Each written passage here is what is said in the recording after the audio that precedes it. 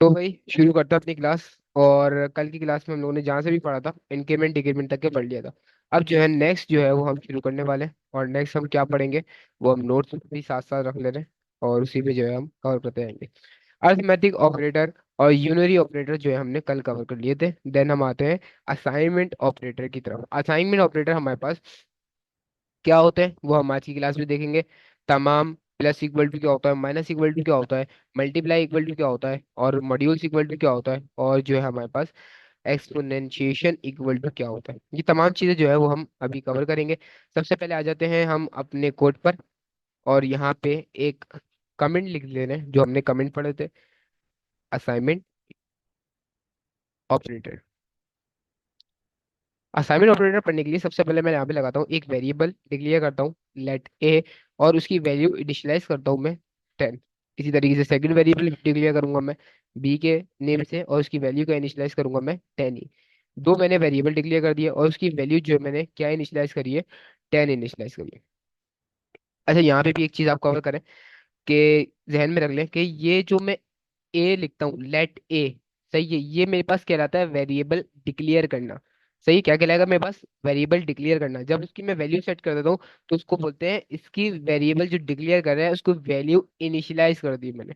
सही है, तो यहाँ पे वेरिएबल डिक्लेयर करके उसकी वैल्यू को इनिशियलाइज करा। यहाँ पे मैंने दो वेरिएबल डिक्लेयर करे ए एंड बी, और दोनों की हमने क्या वैल्यू इनिशियलाइज करी है, 10। अब यहाँ पे दो मेरे पास वेरिएबल बन गए। सबसे पहले हमें पढ़ना है असाइनमेंट ऑपरेटर में हमारे पास होता है इक्वल टू। इक्वल टू किसके लिए साइन होता है, कोई भी हमारे पास वेरिएबल को वैल्यू असाइन करने के लिए हमें बीच में इक्वल टू यूज होता है। इक्वल टू का मतलब है कि हम लेफ्ट वाली साइड में कोई वैल्यू जो है हम रखना चाह रहे हैं, किसके बराबर रखना चाह रहे हैं वो बताते हैं। ए में जो वैल्यू आएगी वो किसके बराबर होगी, 10 के बराबर होगी। ए की वैल्यू इक्वल टू किसकी होगी, 10 की इक्वल होगी। सही है, ये तो बेसिक सा ऑपरेटर है, सबको पता है इक्वल टू किस काम करता है। किसी भी वैल्यू को असाइन करने के लिए हम लगाते हैं ए इक्वल टू 10। ए को हम 10 वैल्यू असाइन कर रहे हैं। इसी तरीके से हमारे पास सबसे पहला असाइनमेंट ऑपरेटर में क्या होता है, इक्वल टू। ये हमारे पास इक्वल टू आ गया। देन उसके बाद आता है plus equal to. Plus equal to concept एक तरीके से देखा जाए, हम यूनरी ऑपरेटर पढ़ते हैं, सेंटेक्स उसी तरीके से है जैसे हम यूनरी ऑपरेटर में हमने सेंटेक्स पढ़ा था। सबसे पहले हम क्या करते हैं, प्लस इक्वल टू में हम मैंने एक पहले इक्वेशन लिखता हूँ। मैंने बोला ए, मुझे अगर ए में कोई भी 10 में 10 प्लस करना है तो मैं किस तरीके से करूंगा, अगर मैं आम जो है कोड में करूंगा तो मैं लिखूंगा ए इक्वल टू ए प्लस 10। सही है, तो मैं क्या करूंगा, ए में 10 प्ले प्लस कर दिया। अब ए की वैल्यू क्या हो गई, ए की वैल्यू हो गई है 10। मैं जब इसको प्रिंट करवाता हूँ कंसोल पे, मैंने ए प्रिंट करवाया, और यहाँ पे ए जैसी मैंने प्रिंट करवाया, और इसको जैसी मैं देखूंगा अपने ब्राउजर पे, तो यहाँ पे क्या आएगा, 20 इसकी वैल्यू आ रही है। क्योंकि मैंने ए में जो उसकी असल वैल्यू 10 थी उसमें क्या करा, ए प्लस 10 कर दिया। जो उसकी असल वैल्यू थी उसमें 10 और प्लस कर दिया, तो ये 20 हो गया। एक तरीका तो ये हो गया मेरे पास लिखने का। अब इसी तरीके को मेरे पास शॉर्ट हैंड में लिखने का क्या तरीका होता है, वो मैं क्या करूंगा, सिंपल इसको शॉर्ट में लिखने का मेरे पास तरीका है। मैं करूंगा ए प्लस इक्वल टू 10, सिंपल। ये मैं कर दूंगा तो ये भी मेरे काम वैसे ही काम करेगा। ए प्लस इक्वल टू 10 कर दिया, और मैं अब यहाँ पे आके देखता हूँ तब भी क्या आ रहा है, 20 ही आ रहा है। प्लस इक्वल टू इस तरीके से काम करते हैं, हम इस तरीके भी प्लस इक्वल टू यूज कर सकते हैं। सही है, यहाँ पे मैं एक लिख भी दे रहा हूँ। यहाँ पे हम कर सकते हैं ए इक्वल टू ए प्लस 10, और अगर मैं इसको कमेंट कर दूं तो ये मेरी भी पूरी लाइन कमेंट हो जाएगी, इस इक्वल टू। सही है, ये वाली इक्वेशन हमारे पास किसके बराबर है, ये वाली इक्वेशन लिखो या ये वाली इक्वेशन लिखो, एक ही बराबर है। ए इक्वल टू ए प्लस 10 या ए प्लस इक्वल टू 10, तो ये हमारे पास शॉर्ट हैंड तरीका है। ज्यादातर हम यही वाला यूज कर रहे होंगे, या आप ये वाला भी यूज करना चाहें तो कर सकते हैं। दोनों तरीके एक जैसे ही है, एक ही काम कर रहे हैं, बस शॉर्ट हैंड तरीका है लिखने का। इसी तरीके से मैं अगर लिख रहा हूँ ए इक्वल टू ए माइनस 10, सही है। और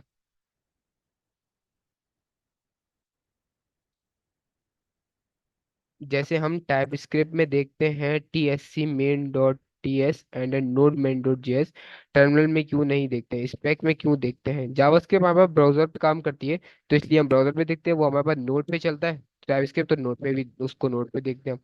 नोड पे हमारे पास नोड जे एस बैकएंड के जरिए जो चल रहा होता है, क्योंकि हम इसकी डिपेंडेंसीज वगैरह डाउनलोड करके टाइप स्क्रिप्ट चलाते हैं ना, इंस्टॉल करके एनपीएम से। जावास्क्रिप्ट तो हम कहीं से डाउनलोड नहीं करते, डायरेक्ट कनेक्ट करिए हमने ब्राउजर पे इस्तेमाल कर लो।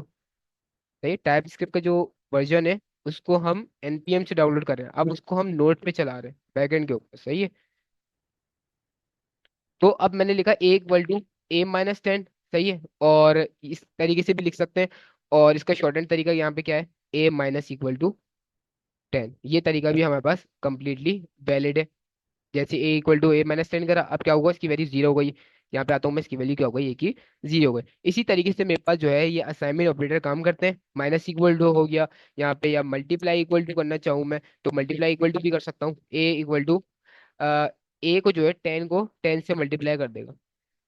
जैसे आते हैं तो यहाँ पे 100 कर दिया, 10 10 100। इसी तरीके से मैं डिवाइड 10 भी कर सकता हूँ, और यहाँ पे इसने 1 कर दिया। इसी तरीके से मैं और क्या कर सकता हूँ, मॉड्यूल्स इक्वल टू हमने क्या पढ़ा था।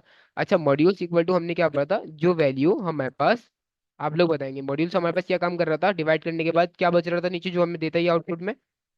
Modules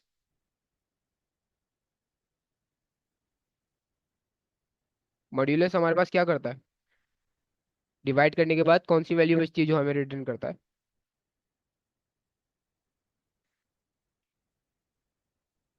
reminder value. मॉड्यूल्स हमारे पास जो रिमाइंडर वैल्यू बचती है वो हमारे पास रिटर्न करता है, लेकिन जब 10 को 10 से डिवाइड करवाएंगे तो हमारे पास कोई रिमाइंडर बचेगा नहीं, रिमाइंडर बचेगा। तो यहाँ पे क्या देता है आंसर, जीरो, कोई रिमाइंडर यहाँ पे हमारे पास नहीं बच रहा है। इसी तरीके से हमारे पास एक्सपोनेंशिएशन इक्वल टू होता है हमारे पास। इसका क्या मतलब होता है, 10 को 10 बार अपने ही नंबर से मल्टीप्लाई करवाएगा। सही है, क्योंकि अब 10 टू दी पावर 10 हो गई है। पहले 10 को 10 से करवाएगा, फिर जो आंसर आएगी इसको 10 से करवाएगा, ऐसे ही 10 दफा काउंट करेगा। इसी तरीके से यहाँ पे देखते हैं तो काफी बड़ी अमाउंट हमारे पास देखने को मिलती है आउटपुट में। तो इस तरीके से हमारे पास असाइनमेंट ऑपरेटर काम कर रहे होते हैं। उम्मीद है कि ये हमें ज्यादा समझ में आ गया होगा, इसकी बार बार बड़ी बड़ी एक्सप्लेनेशन लिखने की जरूरत नहीं है, क्योंकि हमने कोड तो समझा हुआ है पहले से क्या काम करते हैं असाइनमेंट ऑपरेटर। ऑपरेटर हमने समझे में, अर्थमेटिक ऑपरेटर, बस में असाइनमेंट के साइन के साथ कैसे यूज करना है वो हमने इसको अभी देख लिया। यहाँ तक कि क्लियर है, नेक्स्ट चलें या इसको और बिल्कुल सही से समझाऊं।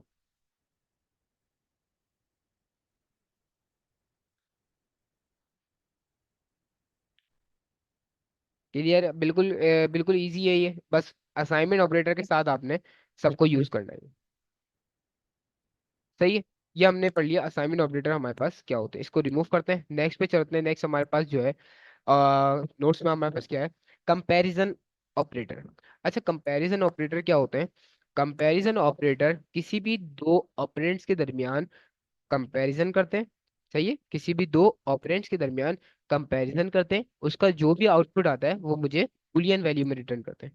किस में रिटर्न करते हैं, बूलियन वैल्यू में। दो ऑपरेंड्स के दरमियान अपना जो एक्शन है, कंपैरिजन है, वो करते हैं। मतलब देखते हैं कि मैं दो नंबर को चेक करना चाह रहा हूँ, क्या ये दो नंबर सेम है, तो मुझे दे देगा ट्रू, अगर दोनों नंबर सेम नहीं है तो देगा फॉल्स।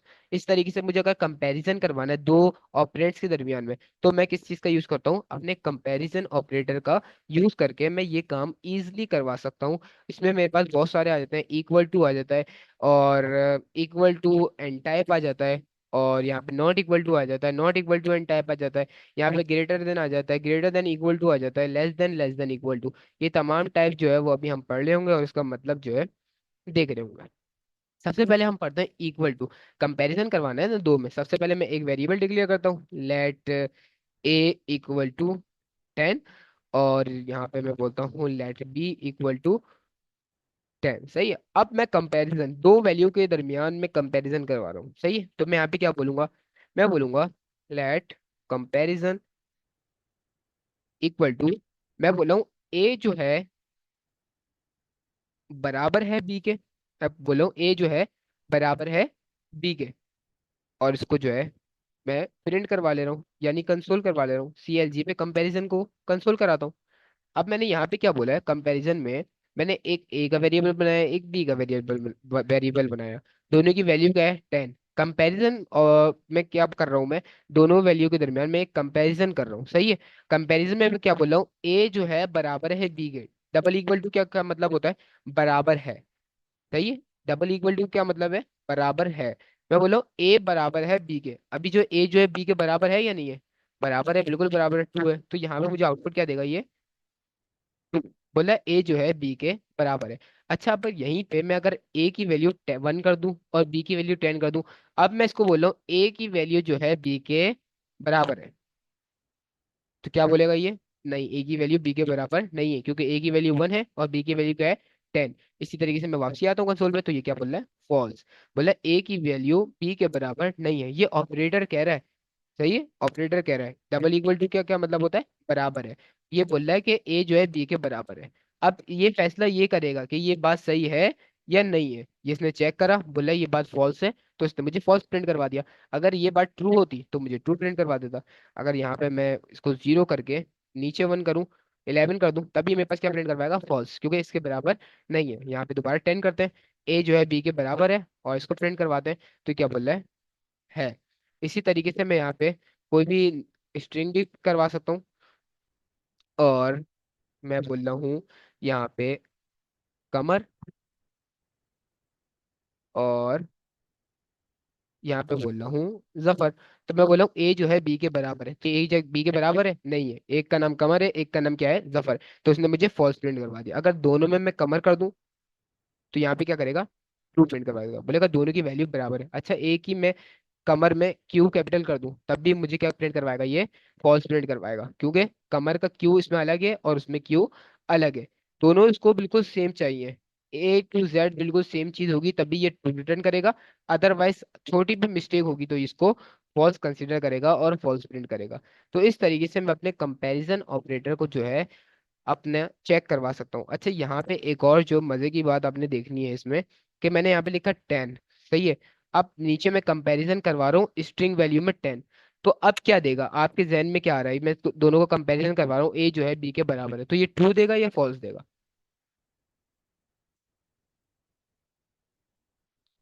फॉल्स देगा। ट्रू देगा। सही है। और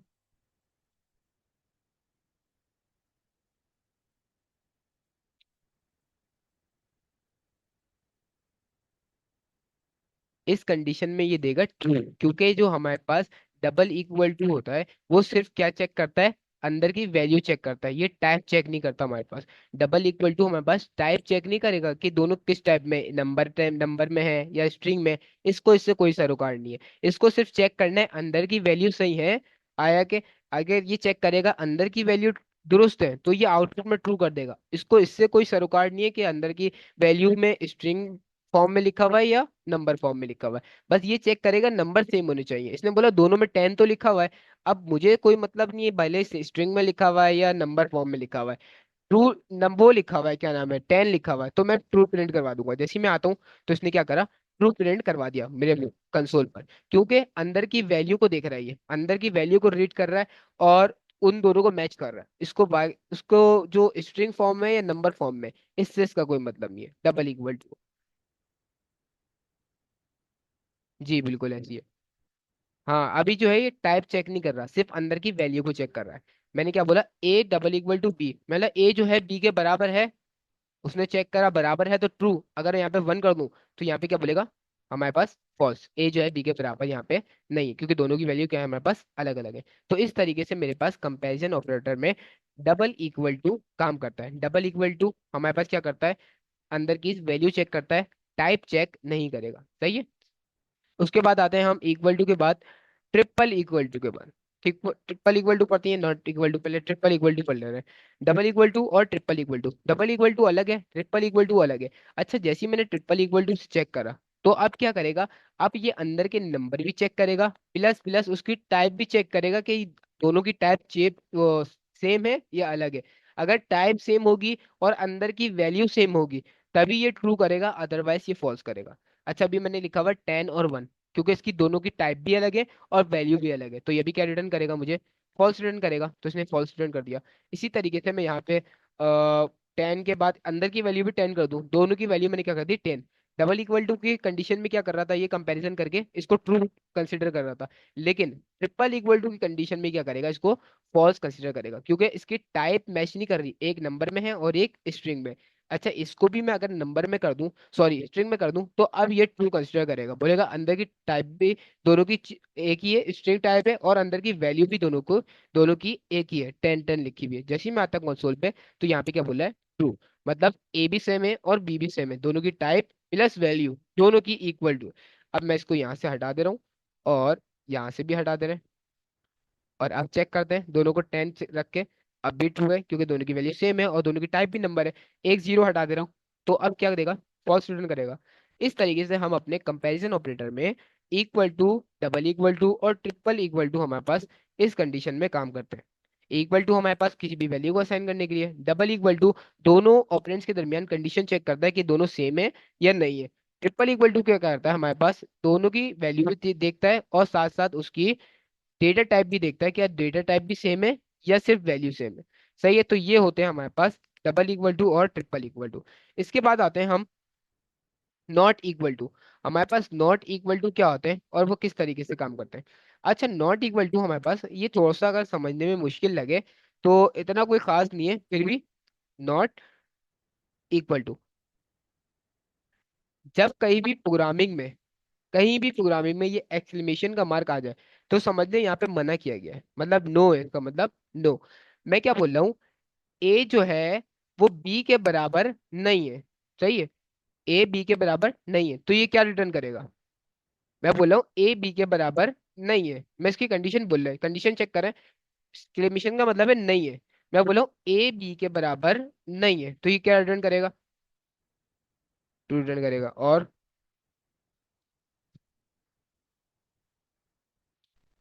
ट्रू चेक करते हैं इसको। ट्रू रिटर्न कर रहा है क्योंकि मैंने इसको वैल्यू को चेक करवा रहा हूँ कि मैं इसको बोला ए जो है बी के बराबर नहीं है। अब चाहे मैं इसको स्ट्रिंग में लिख दूं और एक स्ट्रिंग में लिख दूं या एक नंबर में लिखूं, सिंगल इक्वल टू है तो ये अभी टाइप चेक नहीं कर रहा, सिर्फ अभी वैल्यू को चेक कर रहा है। मैं बोला हूँ ए जो है बी के बराबर नहीं है, तो अभी भी क्या देगा? ये ट्रू ही देगा। इसी तरीके से मैं यहाँ पे 10 कर दूं, तो मैं बोला हूँ अब ए जो है बी के बराबर नहीं है, अब क्या देगा? ये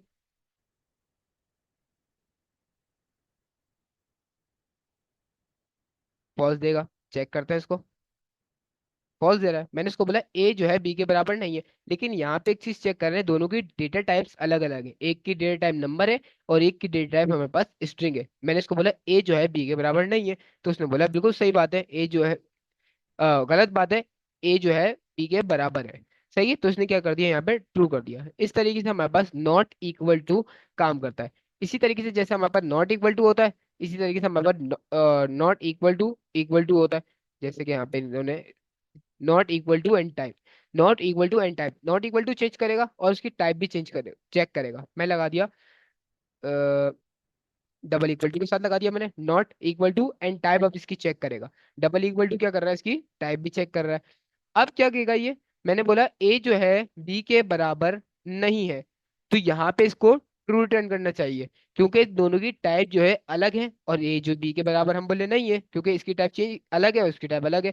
मैं जैसे ही इसके पास आया तो बोला ट्रू, ए जो है बी के बराबर नहीं है, दोनों अलग अलग चीज है। अगर मैंने इसको स्ट्रिंग में कर दिया तो वापसी इधर आता हूँ और पॉज कर दिया अब इसने। सही है? मैं बोला हूँ ए जो है बी के बराबर नहीं है, बोल रहा है नहीं ये कंडीशन गलत है, ए जो है बी के बराबर ही है, तो इसने फॉल्स कर दिया। इस तरीके से मैं अपनी equal to, double equal to, triple equal to, not equal to, not equal to and type, इस तरीके से मैं अपने तमाम कंपैरिजन ऑपरेटर को इस्तेमाल कर सकता हूँ और अपनी कंपैरिजन दो ऑपरेंड्स के दरमियान में अपना कोई भी कंपैरिजन में इजीली कर सकता हूँ। उम्मीद है यहाँ तक कि समझ में आ गया होगा। अगर यहाँ तक कि कोई भी ऑपरेटर समझ में नहीं आया तो आप बताएं, मैं इसको दोबारा रिवाइज करवा दूँ।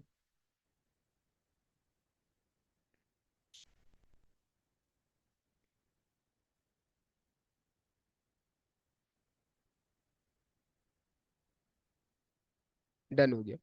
अब जो है आगे चलते हैं। नेक्स्ट हमारे पास देखते हैं, नेक्स्ट हमारे पास क्या है, इसको करते हैं रिमूव।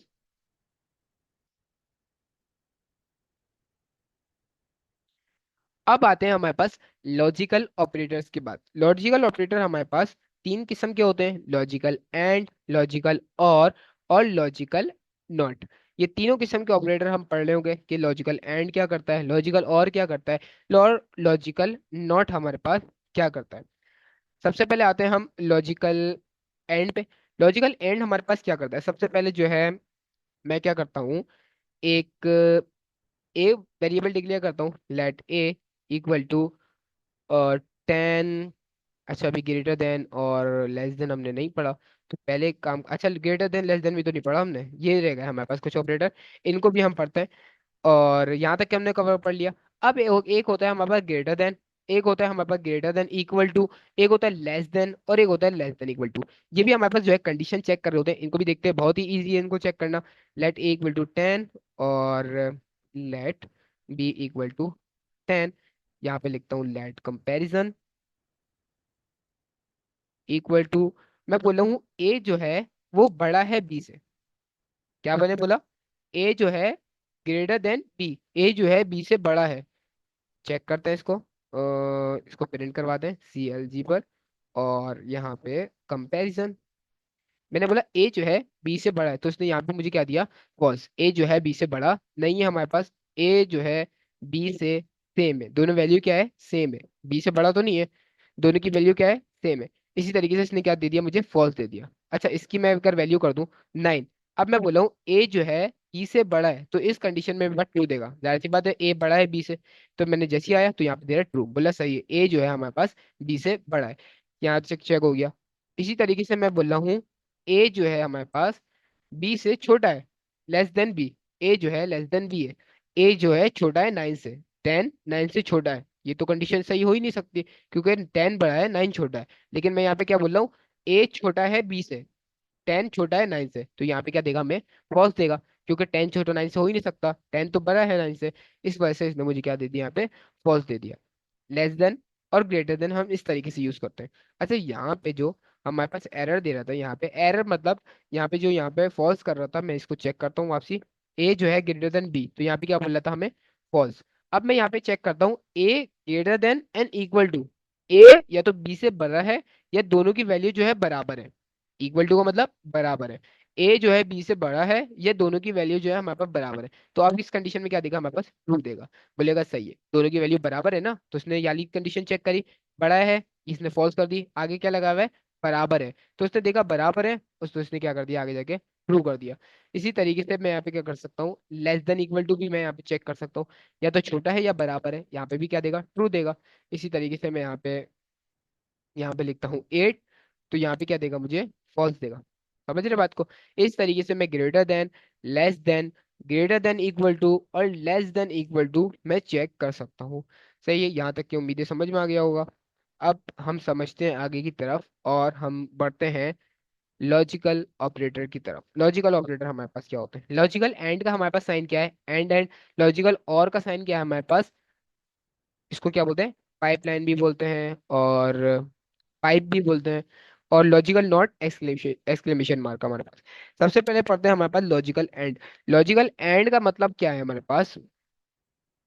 सबसे पहले कंडीशन बना ले रहे हैं, let A equal to 10, let B equal to 8, और यहाँ पे let logical and equal to, और अच्छा, लॉजिकल एंड हमारे पास क्या करता है? लॉजिकल एंड दो वैल्यू को देखेगा, अपने लेफ्ट साइड वाले को देखेगा और राइट साइड वाले को देखेगा। अगर दोनों कंडीशन ट्रू होंगी, और उसमें दोनों कंडीशन अगर ट्रू होंगी तभी वो ट्रू रिटर्न कर देगा, अदरवाइज फॉल्स रिटर्न करेगा। अगर दोनों कंडीशन उसके पास ट्रू हैं तभी वो ट्रू रिटर्न करेगा, अदरवाइज क्या रिटर्न करेगा? फॉल्स रिटर्न करेगा। इस तरीके से इसको इस तरीके से लेके चलते हैं कि हम एग्जाम्पल समझते हैं। अगर बर्थडे पार्टी में मुझे जाना है, मैंने बोला अगर मेरे पास पैंट है और शर्ट है तभी मैं पार्टी में जाऊंगा, वरना नहीं जाऊंगा। पैंट भी होनी चाहिए और शर्ट भी होनी चाहिए, दोनों चीजें होंगी तभी मैं पार्टी में जाऊंगा, अदरवाइज मेरा पार्टी में जाना कैंसिल। तो इस तरीके से भी हम इसको एग्जाम्पल में देख सकते हैं कि दोनों दफा कंडीशन हमारे पास क्या होनी चाहिए? ट्रू होनी चाहिए, पैंट भी होनी चाहिए और शर्ट भी होनी चाहिए, तभी जाऊंगा। तो इसी तरीके से ये भी चलता है। हमने बोला ए जो है अ, बड़ा है 20 है, तो ये कंडीशन हमारे पास क्या हो गई? बता दें आप लोग। मैंने बोला ए बड़ा से 20 है, तो ये कंडीशन हमारे पास क्या हुई?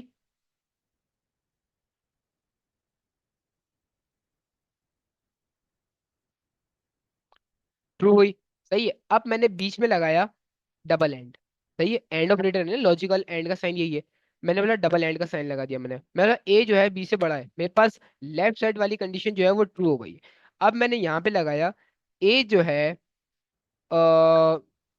यहाँ पे हम क्या कर सकते हैं, यहाँ पे बोलता हूँ ए जो है छोटा है बी से। तो ये वाली कंडीशन हमारे पास क्या हो गई, ये वाली कंडीशन क्या हुई हमारे पास, फॉल्स हुई।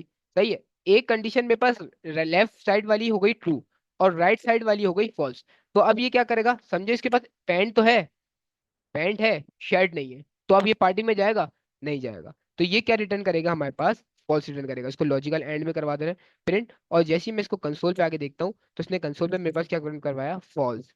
मतलब ये स्टेटमेंट क्या हो गई हमारे पास, फॉल्स हो गई, ये पार्टी में नहीं जा रहा, इसका पार्टी में जाना हो गया कैंसिल। क्यों हो गया, क्योंकि हमने बोला लॉजिकल एंड क्या करता है, अपनी दोनों कंडीशन देखेगा, राइट वाली भी ट्रू होनी चाहिए और लेफ्ट वाली भी ट्रू होनी चाहिए। अगर दोनों कंडीशन ट्रू है तभी फॉल्स ट्रू रिटर्न करेगा, अदरवाइज फॉल्स ही रिटर्न करेगा। अच्छा, अब इन दोनों कंडीशन को जो है वो चेंज करते हैं और सेम करते हैं। या मैंने इसको बोल दिया ए जो है इसको भी ग्रेटर देन कर देते हैं, मैं बोला ए जो है यहाँ पे ग्रेटर देन बी है, और हाँ बी जो है, हाँ इस तरीके से कर ले रहे हैं। मैंने बोला बी जो है हमारे पास लेस देन ए, बी जो है छोटा है ए से, इस तरीके से कर लिया। मतलब ए जो है बी से बड़ा है और बी जो है ए से छोटा है। अब दोनों कंडीशन क्या हो गई मेरे पास, ट्रू हो गई। अब जैसे ही मैं यहाँ पे आता हूँ तो यहाँ पे क्या रिटर्न कर रहा है, ये ट्रू रिटर्न कर रहा है। मतलब इसके पास अगर दोनों कंडीशन ट्रू होंगी तभी ये ट्रू रिटर्न करेगा, अदरवाइज ये फॉल्स ही रिटर्न करेगा। बस इसका सिंपल सा लॉजिक ये है, अगर दोनों कंडीशन इसकी ट्रू है तभी ट्रू रिटर्न कर रहा है, अदरवाइज ये फॉल्स रिटर्न कर रहा है। यहाँ पे हम लोगों ने ये समझ लिया। उसके बाद आता है हमारे पास लॉजिकल और। लॉजिकल और हमारे पास क्या करता है, लॉजिकल और हमारे पास क्या करेगा, मैं वापसी इसको हम रीओपन कर ले रहे हैं, कमेंट आउट करते थे, और हम यहाँ पे लेट लॉजिकल और हमारे पास क्या करता है, इक्वल टू। अब इसमें भी सेंटेक्स सेम ही है दोनों का, मैंने बोला ए जो है वो बड़ा है बी से। अब ये वाली कंडीशन हमारे पास ट्रू है, ए जो है बी से बड़ा है। अब यहाँ पे पाइप का साइन लगाएंगे, डबल पाइप का साइन लगाएंगे, तो ये लॉजिकल और का साइन हो गया। मैंने बोला ए जो है बी से बड़ा है, और सेकंड कंडीशन मैंने क्या लगाई है, बी जो है छोटा है ए से। अब लॉजिकल और क्या करता है, लॉजिकल और सबसे पहले लॉजिकल एंड क्या कर रहा था, दोनों कंडीशन देख रहा था, पैंट भी होनी चाहिए शर्ट भी होनी चाहिए, दोनों कंडीशन है अगर उसके पास तभी पार्टी में जा रहा था। लेकिन यहाँ पे इसके पास कोई एक कंडीशन भी ट्रू हो गई तो ये पार्टी में चले जाएगा। सही है। जैसे कि मैंने बोला या तो मेरे पास शूज होने चाहिए या तो मेरे पास वॉच होनी चाहिए, शूज और वॉच में से कोई भी एक चीज होगी तो मैं पार्टी में चले जाऊंगा, अदरवाइज नहीं जाऊंगा। तो यहाँ पे इसने कोई एक कंडीशन ट्रू करेगा, या तो राइट वाली ट्रू हो जाए या तो लेफ्ट वाली ट्रू हो जाए, कोई भी एक कंडीशन अगर ट्रू है तो ये आप ट्रू रिटर्न कर देगा, अदरवाइज ये फॉल्स रिटर्न करेगा। इसको चेक करते हैं। मैंने यहाँ पे इसको चेक करा और यहाँ पे CLG पे लॉजिकल और प्रिंट करवाया, लॉजिकल और हमने प्रिंट करवाया। तो अब ये क्या कर रहा है, पहली वाली कंडीशन हमारे पास क्या है, ए जो है बड़ा है बी से, कंडीशन ट्रू है। इसमें क्या कर रहा है, ए जो है छोटा है ए से, बी जो है छोटा है ए से। अब दोनों कंडीशन क्या है, ट्रू। अगर दोनों कंडीशन ट्रू है तब भी ट्रू ही रिटर्न करेगा, दोनों कंडीशन ट्रू होंगी तब भी हमारे पास क्या रिटर्न करेगा, ट्रू रिटर्न करेगा। लेकिन इसकी जो बिहेवियर है, डिफॉल्ट बिहेवियर क्या है, कोई एक वैल्यू ट्रू होनी चाहिए तब ट्रू कर देगा ये, कोई भी एक वैल्यू ट्रू होनी चाहिए। इसको मैं करता हूँ एक वैल्यू को फॉल्स करता हूँ। मैंने बोला ए जो है वो छोटा है बी से, ये वाली हो गई फॉल्स हमारे पास। तो अभी भी क्या करेगा, एक हमारे पास ट्रू है लेफ्ट वाली, और राइट वाली हमारे पास क्या है, फॉल्स।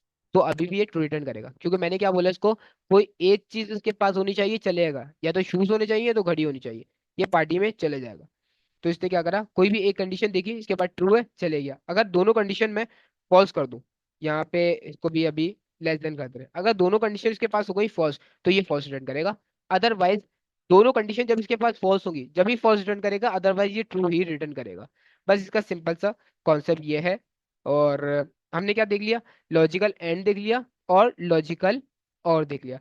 इसी तरीके से हमारे पास होता है लॉजिकल नॉट। लॉजिकल नॉट को तो मेरे ख्याल में बहुत कम यूज होता है, मैंने भी एक जमाना हो गया इसको यूज किए हुए। सेंटेक्स मुझे भी पता नहीं याद है इसका नहीं है, चेक करते हैं। Let A equal to 10 B equal to 8। और लॉजिकल नॉट को किस तरीके से यूज करते हैं, वैसे लॉजिकल नॉट का मतलब ये होता है, कोई भी ट्रू वैल्यू होगी उसको फॉल्स कर देगा, फॉल्स वैल्यू को ट्रू कर देगा। सिंपल।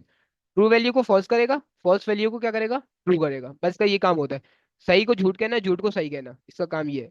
मैंने बोला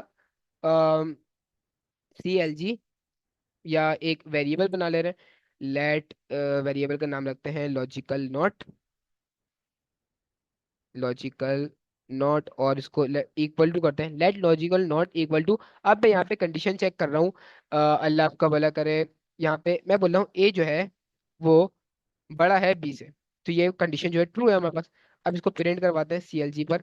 मैं बोल रहा हूँ exclamation logical not, I think सही है लिखा है सेंटेंस, मैंने चेक करता है इसको। मैंने लॉजिकल नॉट लिखने से पहले एक एक्सक्लेमेशन लगा दिया। अब ये क्या करेगा, अगर ये कंडीशन ट्रू हो रही होगी तो इसको फॉल्स कर देगा, अगर ये कंडीशन फॉल्स हो रही होगी तो इसको ट्रू कर देगा।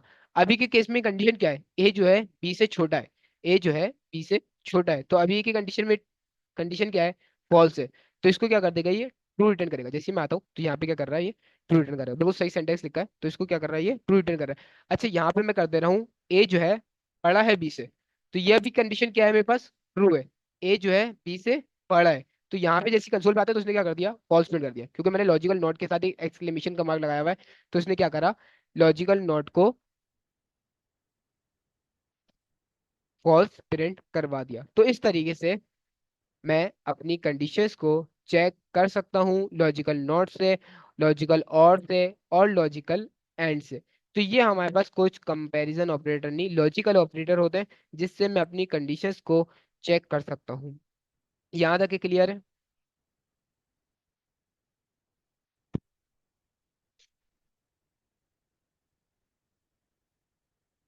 हमारे पास टाइम जो है बिल्कुल एंड है, 2 मिनट रह गए हैं, और आगे हमारे पास कितनी चीजें रह गई हैं इस चैप्टर में, ऑपरेटर्स हो गए, और इफ एल्स की कंडीशंस रह गई, कंडीशनल स्टेटमेंट रह गई है, इफ एल्स, एलिफ और टर्नरी ऑपरेटर। उसके बाद जो है हमारे पास ये वाला चैप्टर जो है एंड है। अब तो ये चैप्टर जो है कल ही करेंगे, क्योंकि 1 मिनट रहता है हमारे पास, और हमने यहाँ तक के कवर कर लिया। आज हमने क्या क्या कवर करा है, आज हमने असाइनमेंट ऑपरेटर देखे क्या होते हैं, आज हमने कंपैरिजन ऑपरेटर देखे क्या होते हैं, और आज हमने लॉजिकल ऑपरेटर देखे हमारे पास क्या होते हैं। ये तीनों ऑपरेटर के ऊपर हमने थोड़ा सा जो है डिस्कस करा है क्या होते हैं और किस तरीके से यूज होते हैं। नेक्स्ट क्लास में हम इफ एल्स की स्टेटमेंट जो है तमाम कवर कर रहे होंगे, इसके हवाले से इफ एल्स की हवाले से कुछ जो है क्वेश्चन भी सॉल्व करेंगे, ताकि प्रैक्टिस हमारे पास साथ के साथ अच्छी रहे। और जो अभी आज हमने पढ़ा है और जो कल हमने पढ़ा था, इसके हवाले से मैं जो है आपको 2 4 क्वेश्चन और 2 3 एमसीक्यूज जो है वो ग्रुप में शेयर कर दूंगा, और ताकि प्रैक्टिस अच्छी रहे। अभी तक के कोई भी क्वेश्चन है तो पूछ ले, वरना क्लास हम एंड करते हैं।